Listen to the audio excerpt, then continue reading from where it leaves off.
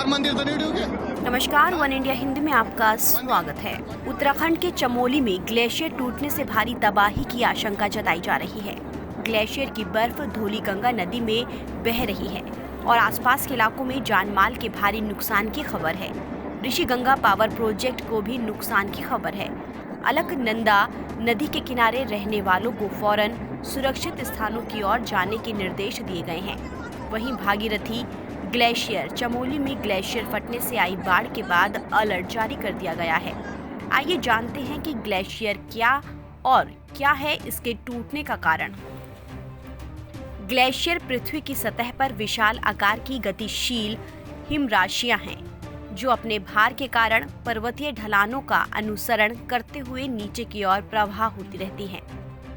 ये हिमराशि सघन होती हैं और इसकी उत्पत्ति ऐसे बर्फीले इलाकों में होती है जहां बर्फबारी बर्फ पिघलने की अपेक्षा ज्यादा होती है, जिसके कारण हर साल वहां बर्फ की एक बड़ी मात्रा जमा होती रहती है। ये ग्लेशियर दो तरह के होते हैं, अल्पाइन ग्लेशियर और आइस शीट्स। पहाड़ों के ग्लेशियर अल्पाइन कैटेगरी में आते हैं।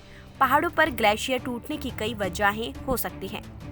एक तो गुरुत्वाकर्षण की वजह से और दूसरा ग्लेशियर के किनारों पर टेंशन बढ़ने की वजह से।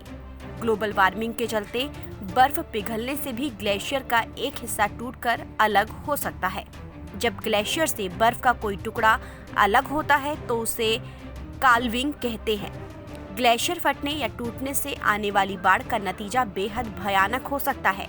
ऐसा आमतौर पर तब होता है जब ग्लेशियर के भीतर ड्रेनेज ब्लॉक होती है, पानी अपना रास्ता ढूंढ लेता है और जब वो ग्लेशियर के बीच से बहता है तो बर्फ पिघलने का रेट बढ़ जाता है।